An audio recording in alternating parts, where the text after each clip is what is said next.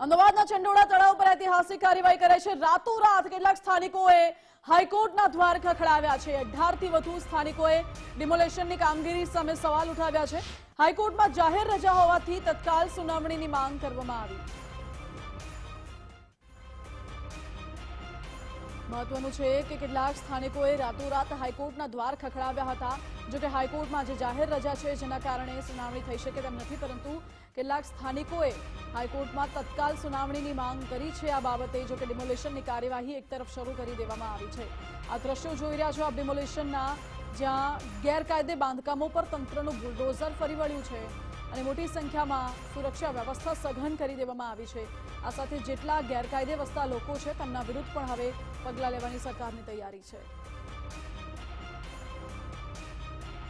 અને ચંડોળા તળાવમાં જે ગેરકાયદે રહેતા લોકો સામે કાર્યવાહી કરાઈ રહી છે, ડિમોલેશનની કાર્યવાહી થઈ રહી છે। મારી સાથે રીમાબેન લાઈવ જોડાઈ ગયા છે અમારી સાથે। રીમા, કયા પ્રકારની કાર્યવાહી અત્યારે ત્યાં થઈ રહી છે, શું પરિસ્થિતિ છે?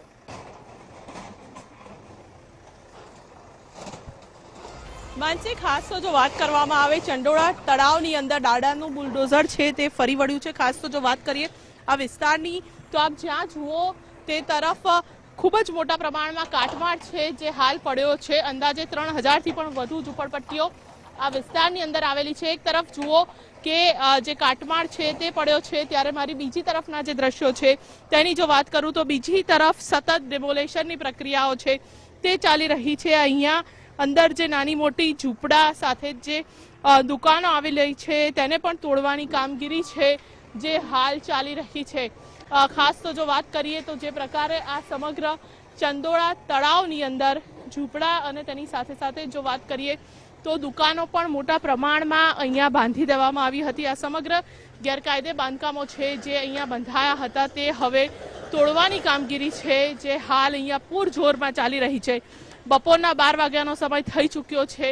આ તમામ ટીમો છે કે જે સવારના જ 5 વાગ્યાથી વહેલી સવારથી સ્ટેન્ડ 2 છે, એક બાદ એક તમામ અધિકારીઓ આવ્યા અને સાથે જો વાત કરીએ તો જેસીબીની સંખ્યામાં પણ વધારો છે તે સતત થતો ગયો અને સતત આ ડિમોલેશન છે જે ચાલી રહ્યું છે।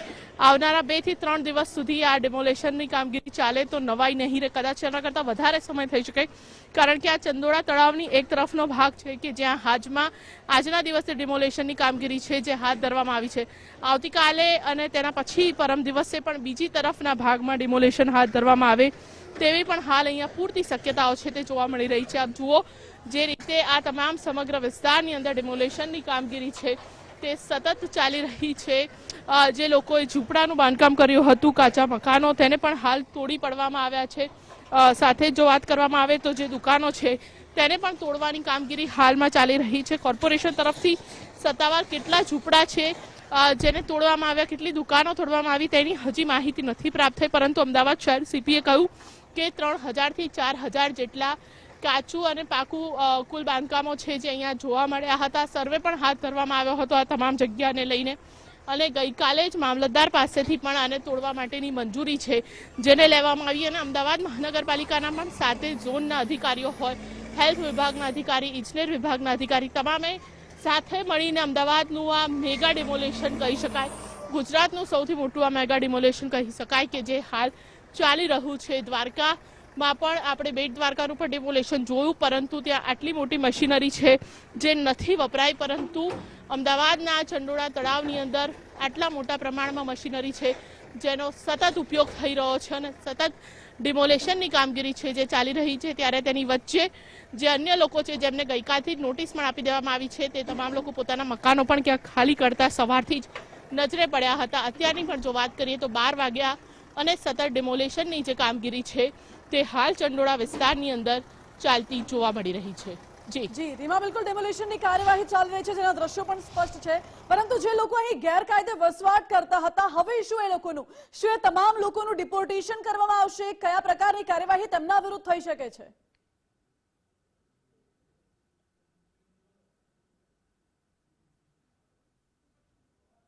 વાત આપે કહી કારણ કે 800 થી વધુ લોકો પકડાયા હતા, એમાં 143 જ બાંગ્લાદેશી છે તે પુરવાર થયા હતા, પરંતુ તે સિવાયના જે લોકો છે તેઓએ ડોક્યુમેન્ટેશન છે તે તેમનું કામ પૂર્ણ કરી દીધેલું હોય, તેમના તમામના જે ડોક્યુમેન્ટેશન છે તેનું પણ વેરિફિકેશન હાલ ચાલી રહ્યું છે. પરંતુ સૌથી મહત્વની વાત કે અહીંયા માત્ર જે ગેરકાયદેસર ઘૂસણખોરી કરીને રહી રહેલા લોકોની વાત નથી.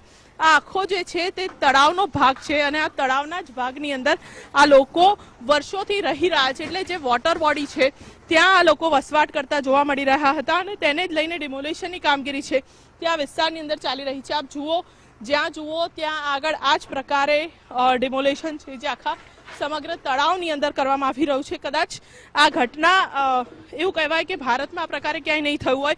સરકારે પણ અનેક જગ્યાએ અલગ અલગ વખતો પ્રયાસ કર્યા, પરંતુ આ લોકો કોઈને કોઈ રૂકાવટ લાવીને અટકાવી દેતા હતા. આજની પણ જો વાત કરીએ તો 18 જેટલા લોકો છે જે હાઈકોર્ટમાં ગયા છે, વૈકલ્પિક વ્યવસ્થાની માંગણી કરી છે, પરંતુ વૈકલ્પિક વ્યવસ્થા છે તે કદાચ ત્યારે જ મળતી હોય છે જ્યારે કાયદેસર રીતે રહેતા હોય છે અને તેમની જમીન છે, તેમના પુરાવાઓ છે તે મજબૂત હોય. પરંતુ આ તળાવની જગ્યા હતી અને તળાવમાં જ આ લોકો આ પ્રકારે રહેતા હતા. અનેક વખત રાજ્ય સરકારે પણ તળાવમાં પાણી ભરવાને લઈને પણ રજૂઆતો કરી અને અનેક પ્લાનિંગો કર્યા, પરંતુ આ લોકો છે તે અહીંયાથી ખસવાનું નામ નતા લઈ રહ્યા. પરંતુ હવે આજે આ સરકારનું સૌથી મોટું મેગા ડિમોલેશન કહેવું ખોટું નથી, કારણ કે જે પ્રકારે મશીનરીનો ઉપયોગ થઈ રહ્યો છે, આટલી મોટી સંખ્યામાં જે ઝૂંપડપટ્ટીઓ અહીંયા આવેલી છે તે તમામને અહીંયા ડિમોલિશ કરવાની કામગીરી છે તે ચાલી રહી છે. જેસીબી આ જુઓ, હું ફરીથી કેમેરા પર્સન યજ્ઞ મોહનને કહીશ કે આ જેસીબી જે કામ કરી રહ્યું છે એની ઉપર નંબર 1 લખેલો છે, જે જેસીબી નંબર 34, એટલે આ જેસીબી છે જે 34 નંબરનું જેસીબી કામ કરી રહ્યું છે. આ જ પ્રકારે 50 જેટલા જેસીબી મશીન્સ છે જે અહીંયા કામગીરી કરી રહ્યા છે આખા સમગ્ર વિસ્તારની અંદર. એટલે ખૂબ જ મહત્વની અને મોટી વાત કહી શકાય કે જે પ્રકારે આ વિસ્તારની અંદર કામ કરવામાં આવી રહ્યું છે. 3 અલગ અલગ લેવલ ઉપર છે જે કામગીરી થઈ રહી છે. એ છેક અંદરનું લેયર કે જે તળાવની નજીકનો અંદરનો ભાગ છે, તેની બહારનું લેયર એટલે કે વચ્ચેનું જે લેયર છે અને તેની બહારનું લેયર. હજુ પણ જે તળાવની પાર ઉપર જે લોકો વસવાટ કરે છે તે તમામ લોકોના પણ મકાનો છે તે પણ આવનારા દિવસોની અંદર આ ડિમોલેશનની કામગીરી છે જે ચાલતી રહેશે. એટલે ખૂબ જ મહત્વની વાત કહી શકાય કે જે પ્રકારે હાલ સતત અહીંયા ડિમોલેશનની કામગીરી છે જે અવિરત આ વિસ્તારોની અંદર ચાલતી રહી છે. સરકારનું પણ આ મેગા ડિમોલેશન છે જે કહેવું ખોટું નથી. જી રીમા, બિલકુલ આભાર આપનો. એટલે હાલ આ મેગા ડિમોલિશનની કાર્યવાહી ચાલી રહી છે, જેના દ્રશ્યો આપે જોયા. આખું જે ગેરકાયદે બાંધકામ ખડકી દેવાયું હતું ચંડોળા તળાવની આસપાસ, ગેરકાયદે ફાર્મ હાઉસ, દુકાનો, ઘર ધ્વસ્ત કરવામાં આવી રહ્યા છે. આ સાથે જેટલા પણ ગેરકાયદે બાંગ્લાદેશીઓ વસતા હતા તેમના વિરુદ્ધ ડિપોર્ટેશનની કાર્યવાહી પણ કરવામાં આવી શકે છે.